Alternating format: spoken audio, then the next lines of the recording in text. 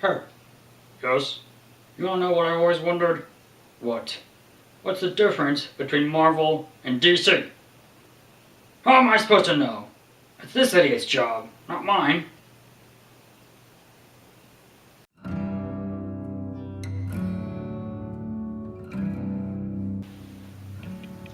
Hey everybody, Seth here, and happy Halloween!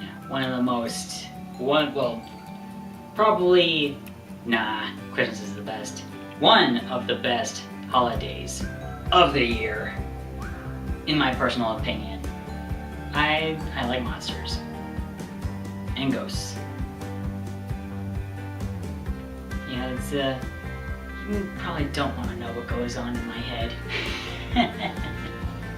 But anyways, I will admit, I have been away for quite some time. You see, as you all probably know, I was in Kansas City, and when we came back from Kansas City, I thought that we were gonna stay put, and I was gonna make all the videos that I wished for, and read all the comics that I wished for. Instead, we stayed for 4 days and then went camping and went on the call with my family. It was awesome. I had fun. I love camping with my family. Everybody stays in a rental house, which is awesome. But yeah.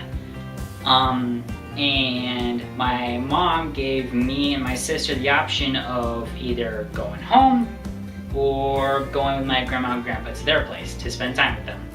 Part of me said, nah, just go home, just do all the stuff that you want to do. The other part of me said, no. Go, you haven't spent much time with your grandparents in a long time. Go with them. In the end, I was just like, you know what? Screw it. The right side of me is right. I'm going with my grandparents. So yeah, I did. It was fun. We saw Dunkirk, which I thought was very disappointing. Sorry, but it was plotless and just no. But we did see Valerian and the City of a Thousand Planets as well, which I thought was pretty good, despite what the box office and all the critics say about it. I thought it was good. And then my mom came to pick us up a week later, and then we spent a week in camping, 2 days. Then we came home. And then I found out that the computer I used to edit my videos on was being worked on by my dad. And then school rolled over me. Literally, it was a lot of work. The curriculum I was in, it was painful. I mean, I had like 5 assignments at K-12 and 3 things I had to do at co-op. Co-op is basically a homeschool for homeschoolers. I mean, a school for homeschoolers, there we go. And I was actually in the market of looking for an actually good editing software. I had, Windows Movie Maker for some time, but it got lost. Don't ask me how it got lost, it just happened, it's complicated.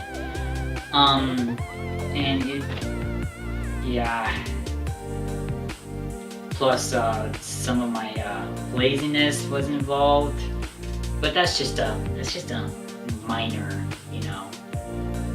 reason why I haven't uploaded anything in a long time.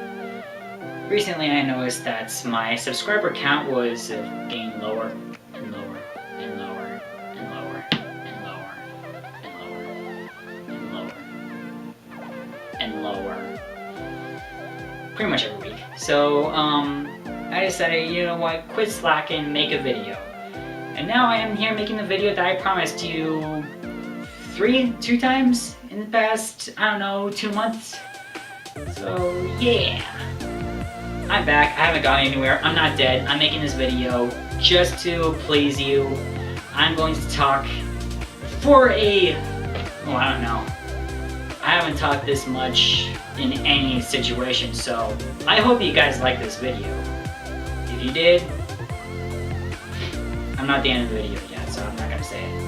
But on with the reason why you're here. The reason being, you want to know the difference between Marvel and DC.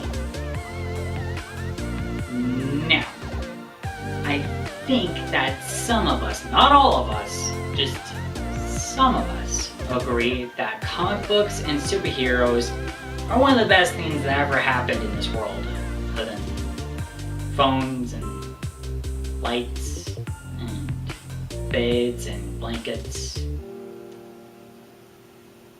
and TVs and movies, Legos,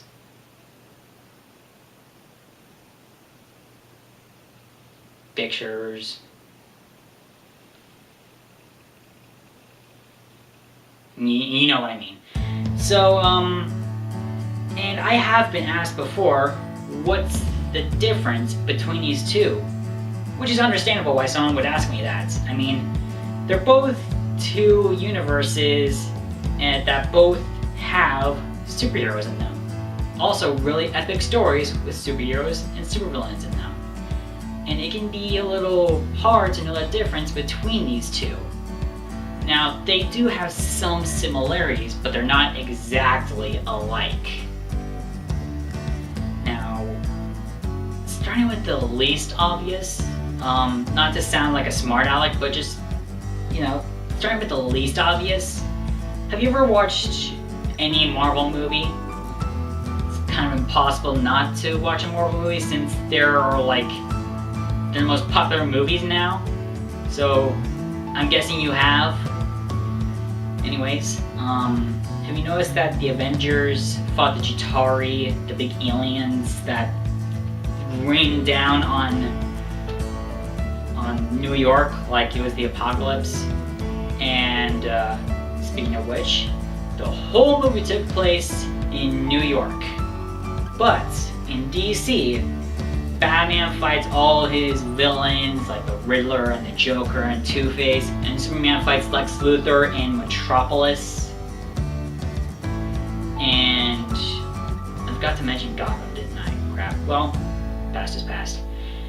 And have you noticed that DC's locations are made up and Marvel's locations are actually real life locations on this planet? Like, Marvel, it was like sprinkling sprinkles on your cupcake, right? It was like the sprinkles are your superheroes, and you sprinkle them all over the cupcake. In this instance, the cupcake is the world, and that's what Marvel does. They just put one superhero there in Houston, Texas, one superhero there in New York, Chicago, San Francisco, Idaho, even though there are probably no superheroes in Idaho. Doubtful though. Might be some. I live in Idaho, so I had to mention it. And DC's locations are more, made up, like Gotham and Metropolis. I think I'm making my point here. Look, when it comes to locations, it's essential for a superhero. It's where their stories take place, and where the people they love are, and they've got to protect it and them. It's their home, it's their people, and they gotta protect it from anyone who threatens it and them. And in DC's case, they create a dark and brooding city filled with crime for Batman, and a bright futuristic city meant for Superman. See, DC creates their own imagery for their superheroes, while Marvel just takes the easy route and puts their superheroes in real life locations. Now, I know this might be a minor, detail, but it gets better. Don't worry, it gets better. The origin story of a superhero varies. It can be either from a freak accident or they were just born with them. It's two options. Marvel want their characters to be a bit more fantasized and realistic. So that goes for their origin stories as well. They decide to be a bit more imaginative than just being born with their powers. Which is kind of how DC decided to go with it, sort of, for some of their superheroes. Wonder Woman was pretty much born with her superpowers. But anyways, none of the Marvel superheroes asked for superpowers. None of them wanted to be superheroes, but hey, crap happens. And DC superheroes didn't ask questions when they got their powers. Whenever they're called to action, they get over there and treat their powers as blessings. They think that their powers are blessings. So they treat them as such. And Marvel superheroes sometimes wish they never got powers.